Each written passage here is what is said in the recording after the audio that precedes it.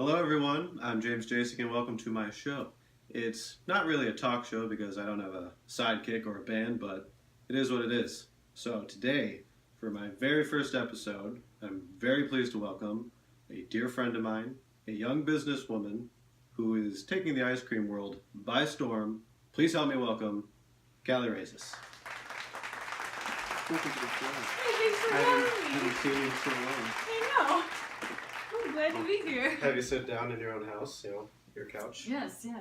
So like I said, businesswoman, Uh-huh. ice cream world. How's it going? It is different. It's a very different world. Yeah. And every day is a learning experience. I know that kind of sounds very cliche, but we are making it up as we go. Seeing what works, what doesn't work, and just trying to do something big. So I understand you have two shops you're running right now. And what was the name of that? My favorite place. Ooh, very clever. Thank you. And you're opening another two shops this year. Yes, we have two currently, one in Wakanda, one in Lake Zurich, and the two new ones are going to be Palatine and Libertyville, Illinois. Doubling up. How you feel? Is it going to be awesome? Is it going to be super scary? I think it's a mixture of all of that. There are lots of different emotions involved.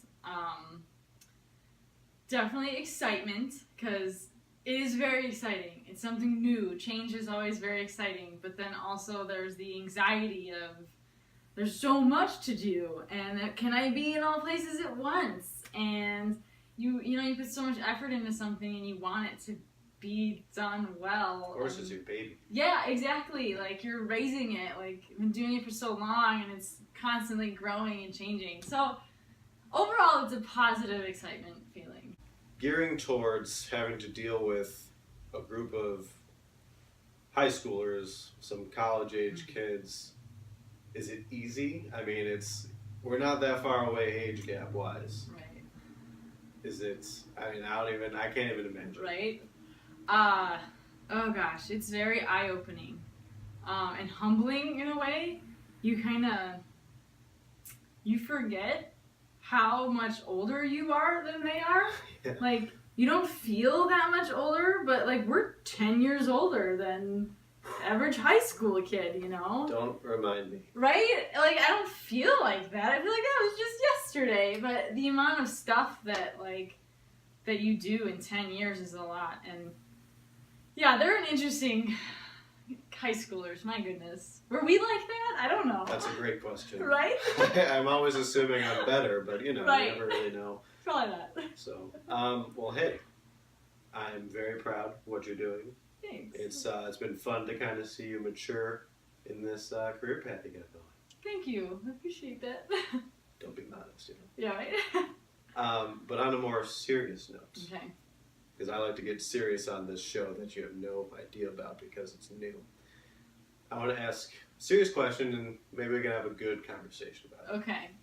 So the main question is a question I personally love is the question, what if? Mm-hmm. Yeah. So what if? Now I want you to think of either a major event that happened in your life or a big decision you had to make. Could have been a year ago, could have been 15 years ago. Mm-hmm. Can you think of a decision or an event, a big one? Mm-hmm. Do you want me to talk about that? Yeah. Okay. So when I graduated college, 2 months after I graduated, my dad had died. And that is a life-changing experience. Sure.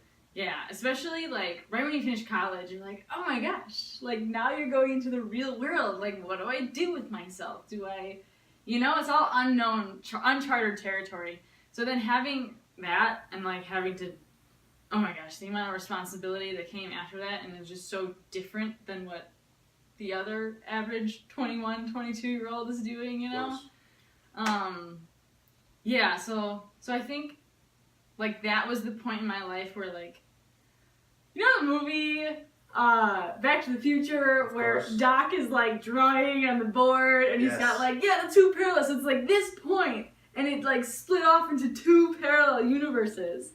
So I feel like that was the point, and then now I am in this parallel universe, and Yeah. I'm super glad you made that reference, just because that's how I want people to think of this question, what if? Okay. Because my next question, which might be hard to think about, is what if that never happened? I've thought about that so much. Like, sure, like, it's a big thing, you know? Like, think about it. So, what if that didn't happen? So, I think I would be doing something that, with my major from college. So, I studied biology and chemistry, and now I'm doing, you know, like, this business, which is fine.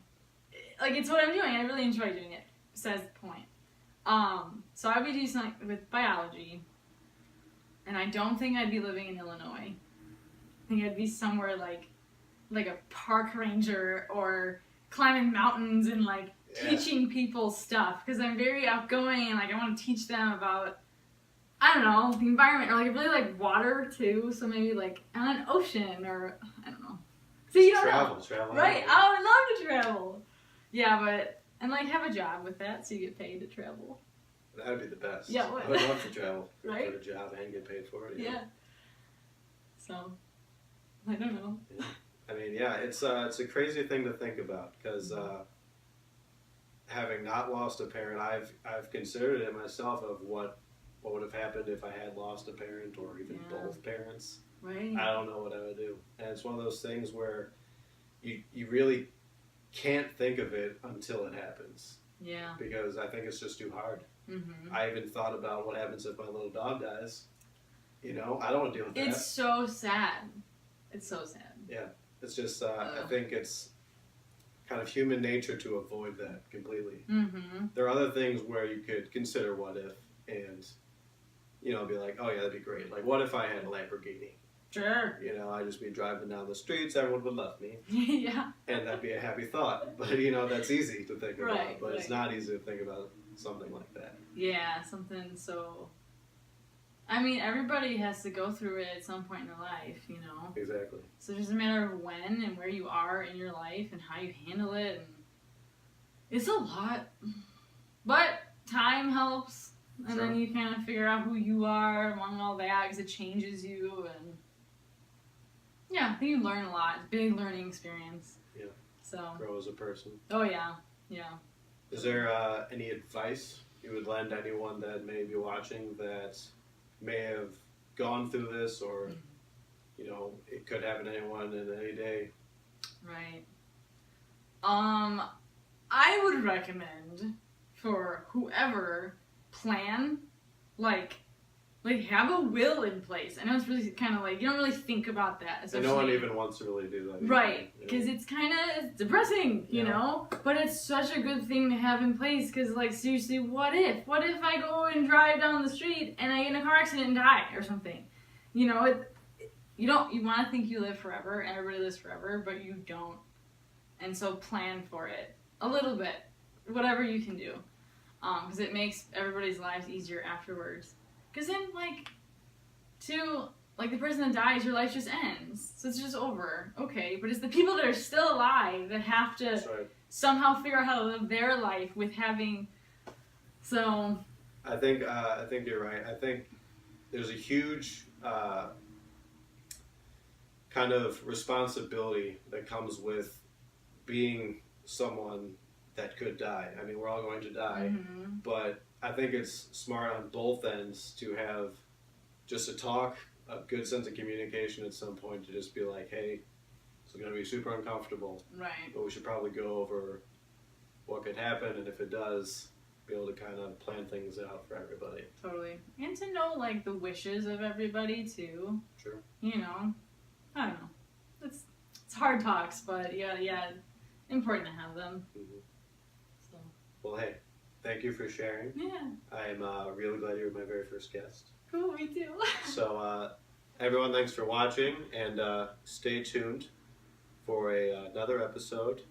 Thank you again to my guest, Cally, our young business mogul in the ice cream world. Check out, if you're in Illinois, one of her businesses, My Flavored Place. What would you recommend if they go? I recommend a brain freeze. It is half ice cream, half slushy, blended together, and it's so delicious. Try it. I'm going to try it myself.